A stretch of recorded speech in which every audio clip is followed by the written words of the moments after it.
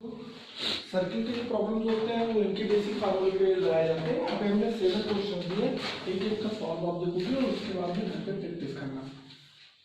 पहला क्या बोल रहा है, उस वृत्त का समीकरण याद कीजिए जिसका केंद्र मूल बिंदु है, मतलब ये सर्किल आपके पास है, इसका सेंटर बता रहा है 0,0 और उसकी त्रिज्या कितना दे रहा है 4 मात्रक, मतलब यहाँ से यहाँ की जो यूनिट डिस्टेंस है वो 4 यूनिट है। ऐसे कंडीशन में वृत्त का समीकरण निकालने के लिए आपको एक फार्मूला दिया गया होगा, x square plus Y square equal to A square.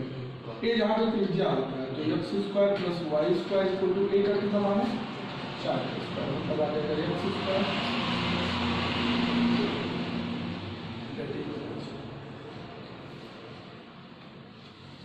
दूसरे प्रॉब्लम की हम बात करें, ये कह रहा है कि वृत्त इतने की केंद्र और त्रिज्या ज्ञात कीजिए। वृत्त का समीकरण दे रहा है, वृत्त का समीकरण क्या दे रहा है, x square plus Y square minus 10x plus 8y minus 8 equal to 0।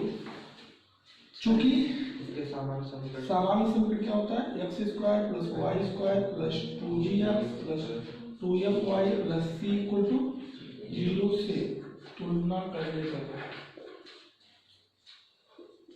चलो करके बताओ, ये तो सेम है, 2g प्लस 2g की जगह क्या है -10, जब 2g की जगह -10 तो g बराबर क्या आ जाएगा -5। 2f की जगह क्या है +8 तो f इक्वल टू कितना जाएगा 4। c इक्वल टू तो देखिए वो -8 डायरेक्ट बताना है, तो हमें क्या क्या बताना है, केंद्र। आपको पता होगा केंद्र बताने के लिए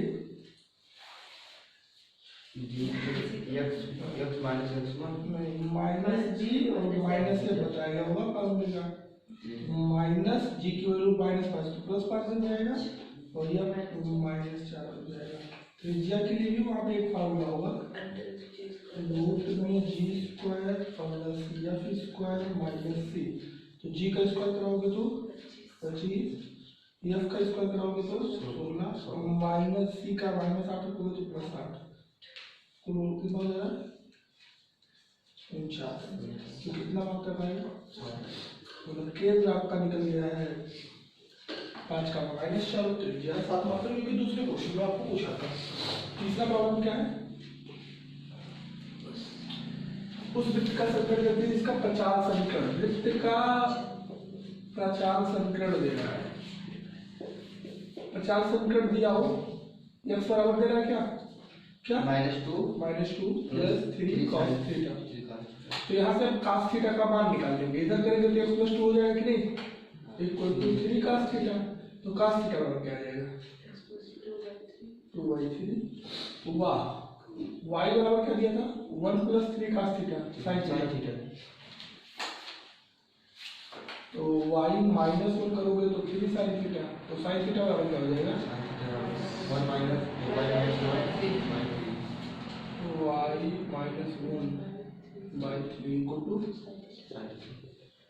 चूंकि ट्रिग्नोमेट्री का एक बेसिक फार्मूला आप जानते हो, cos square theta plus equal to, इसी पे cos का मान रखेंगे तो x + 2 का होल स्क्वायर प्लस y - 1 का इक्वल टू 1। यहाँ आएगा x स्क्वायर प्लस 4x + 4/4 9 और y square -2y + 1, a minus b का होल स्क्वायर 9 से मल्टीप्लाई कर दोगे तो x स्क्वायर, यहाँ का y स्क्वायर, यहाँ का 4x, यहाँ का -2y और 4 × 5 इक्वल टू 9 का 9। x square plus y square plus 4x minus 2y, इधर लाओगे तो -4 हो जाएगा। Equation of the circle. चौथा वृत्त द्वारा अक्षों पे काटे गए अंतःखंड, वृत्त का समीकरण दे रहा है, क्या दे रहा है x square plus y square plus 12x minus 4y minus 1 minus 3y equal to -1। तो यह सच पे करना अंतःखंड वैसा निकलेगा,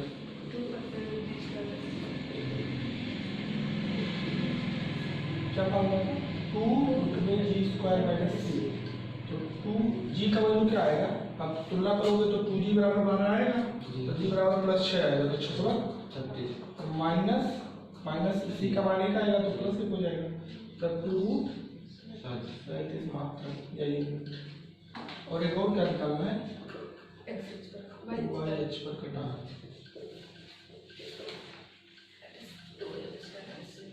इनके लिए फार्मूला दिया हुआ है 2 रूट में f स्क्वायर माइनस 3, तो 2 रूट में f का माइनस 2 आएगा ना जी, तो 2f इक्वल टू -4 बनेगा, तुलना करोगे तब तो -2 का स्क्वायर 4 तो -6 तो 2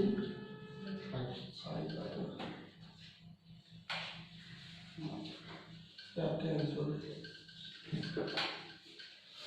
अगला 5वां क्वेश्चन क्या बोल रहा है, वृत्त इतने का इतने पर स्पर्शी व अभिलंब वृत्त का समीकरण देगा, क्या देगा इसका समीकरण, x square x square plus y square equal बिंदु किस पे पता करना है, 2 4 3 पर क्या पता करना है, स्पर्श रेखा, स्पर्श इसको करो जहाँ पे टच करके जाता है, फार्मूला बता दो x1 plus y1 equal to a square. यहाँ से अगर हम देखें तो x इंटू x1 की वैल्यू 4, y इंटू y1 की वैल्यू 3 बराबर a स्क्वायर तो 25 ही है ना, तो चल गया 4x प्लस इक्वल टू स्पर्शी हो गया, बिंदु 4, 3 पर अभिलंब क्या बनेगा, x y1 minus y equal to 0, तो x y1 की value 3 minus y into equal to 0 मतलब 3x minus 4y equal to 0। चाहो तो इसे लिख सकते हो 3x इक्वल टू, चाहे ऐसे लिखो चाहे ऊपर ही रहेगा। छठा क्वेश्चन क्या होगा, सब फार्मूले के लिए क्या है, उसमें तक रिलेटेड ज्ञात कीजिए जिसके व्यास विशेष क्रम से वृत्त के व्यास के शीर्ष दिए हैं, कितना कितना दिए हैं, -2 और 4,3 जानते हो ना वृत्त का संकट क्या बनता है, तो वृत्त का संकट हुआ होगा x minus x1 x minus x2 plus y minus y1 y minus y2 equal to, तो x माइनस x1 की वैल्यू -2 प्लस 2 और x माइनस x2 की वैल्यू 4 है plus y minus 1 y minus, यहाँ ये पूरा कराओगे 3x स्क्वायर प्लस माइनस आएगा, यहाँ 2x आएगा -4 को 2x बचेगा -8, यहाँ y square minus 4y plus 3 को 0 तो हो जाएगा x square plus y square minus 2x minus 4y minus 5। 17 number पे क्या बोला है, उस वृत्त का संकट ज्ञात कीजिए जिसका केंद्र कितना दे रहा है, 2, और 1, 3 से होकर जाती है, यहाँ से 1, 3 से होकर जाती है, केंद्र है कितना 2, -5, तो वृत्त का संकट नहीं जाता है इसे नहीं, तो ये पाएंगे x माइनस x1 का square plus y minus y1 का square equal to x2 minus x1 का square plus y2 minus y1 का स्क्वायर, ऐसा है कुछ, तो x माइनस 2 का स्क्वायर और y प्लस 5 हो जाएगा ना इक्वल टू, ये x2 है y2 है, तो x2 माइनस x1 1 माइनस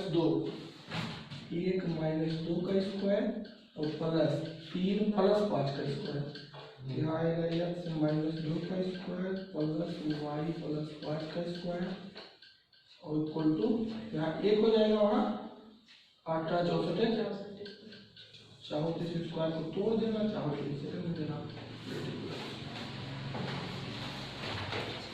तो आप कभी भी कॉन्सेप्शन के प्रॉब्लम्स बना रहे हो, चाहे वो पॉइंट हो, चाहे सर्किल हो, चाहे लाइन्स हो, भाई फार्मूले की प्रैक्टिस अच्छे से होना चाहिए और क्वेश्चन को समझ के हम लोग नॉर्मल फार्मूले यूज करते रहते हैं तो लग जाएगा। देखो परवलय में जो हम लोग का मैथ्स का है वो सर्किल के बाद का टर्म होता है और इसमें हमें पैराबोला की कुछ कंडीशंस को पढ़ना होता है। एक तो देखो y square equal to 4x parabola का पहले देख लेते हैं। लिखो y square equal to 4x एक स्टैंडर्ड इक्वेशन होता है जिसका अगर आपके पास x पे पावर 1 है y पे पावर 2 है तो आपको पता होगा ये पैराबोला को प्रदर्शित करेगा या मतलब परवलय को निरूपित करता है। ऐसा आपने फिजिक्स में भी पढ़ा होगा कि प्रक्षेप का पथ परवलयाकार होता है और वहाँ पे ये बातें बताई गई थी। अब जिस पे पावर 1 होता है उसकी साइड में परवलय खुलता है। तो स्टैंडर्ड फेज में अगर बात करें y square equal to 4x तो y पे पावर 1 है कि x पे? y पे तो पावर है x पे मतलब ये x की तरफ खुलेगा ऐसे। y square equal to -4x तो -x की तरफ खुलेगा। x square equal to 4ay तो y की तरफ खुलेगा जिसपे एक पावर होगा। और x square equal to -4ay क्या खुलेगा सर? अरे जी ये किधर करवा रहा हूँ ये तो जानना पड़ेगा ना। परवलय 4 परवलय होते हैं तो वो परवलय किस साइड में ओपन होगा मतलब इधर जाएगा कि इधर जाएगा कि ऊपर जाएगा कि नीचे जाएगा ये तो आपको जानना पड़ेगा ना।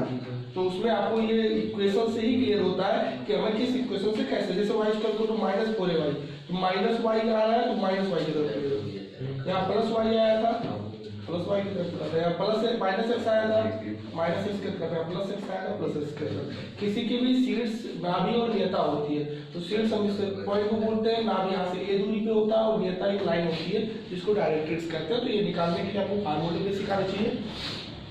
अगर कोई भी आपके पास परवलय है तो उसमें नाभि पे डाला गया लंब जो होता है वो नाभि लंब कहलाता है। और किसी भी परवलय का चारों में से किसी का परवलय का नाभि लंब अगर निकाला जाता हो तो a की वैल्यू निकाल के उसमें 4 गुना कर देंगे और 4 है उसके नाभि लंब की लंबाई होगी। उत्केंद्रता एक टर्म होती है। उत्केंद्रता अगर परवलय की देखी जाए तो ये 1 होता है।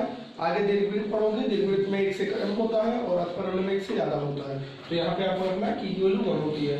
परवलय का प्रचार समीकरण की बात करें तो प्रचार समीकरण में अगर परवलय y square equal to 4x type का परवलय है तो इसका प्रचार समीकरण होता है y इक्वल टू 480 और x इक्वल टू 80 स्क्वायर जो कि एक जनरल इक्वेशन होता है जनरल पॉइंट होता है जो कहीं पे भी रखोगे सेटिस्फाइड करेगा।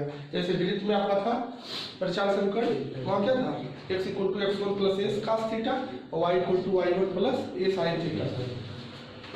अगर कोई भी परवलय का नाभि दे रहा है और उसका डायरेक्ट्रिक्स नियता दे रहा है तो नियता का समीकरण दे रहा है एक लाइन है और नाभि का एक बिंदु दे रहा है तो परवलय में कोई एक जनरल पॉइंट xy मान लेते हैं और इन दोनों बिंदुओं के बीच की दूरी और इस बिंदु से इस रेखा पे डाली गई लंबवत दूरी को बराबर करने पर हमें परवलय का समीकरण मिलता है। आप दो बिंदुओं के बीच की दूरी निकालना जानते हो कैसे निकाला जाता है और किसी एक बिंदु से किसी रेखा पे लंब डाला जाए तो वो दूरी कैसे निकाला जाता है ये भी आपको लाइन वाले रेट पार्ट में बताया गया है। तो हम PS निकाल लेते हैं दो बिंदुओं के बीच की दूरी और PM निकाल लेते हैं एक बिंदु से रेखा के बीच की दूरी और दोनों बराबर कर देते हैं तो परवलय का समीकरण दे देता है। अगर कोई आपके पास रेखा का समीकरण दिया और परवलय पे स्पर्श होने का कंडीशन है जैसे कि भी आपने उसमें पढ़ा वृत्त में भी एक कंडीशन था स्पर्शी होने का ऐसे c बराबर a बाई m अगर कंडीशन फॉलो कर रहे हैं मतलब इस रेखा का c और m उसके a के रिस्पेक्ट में इस तरह का टर्मिनेट है तो हम उसे कहेंगे कि वो रेखा उसके स्पर्शी है मतलब टच कर रहा है। अगर ऐसा नहीं है तो उसे टच नहीं कर रहा है। और परवलय में अगर यहाँ पॉइंट लग जाए जैसे कि यहाँ लिखा है general y square equal to 4ax लेकिन यहाँ y माइनस y1 का square equal to 4ax minus x होना है तो यहाँ पे आपको शीर्ष नाभ नेता कुछ इस प्रकार लिखना होता है। तो इतनी चीजें अगर आप प्रैक्टिस किए रहोगे तो हम उस पर निवेदन कर बताएंगे कैसे क्वेश्चन बनाया जाता है। ज्यादा समझ आपको क्वेश्चन बनाने का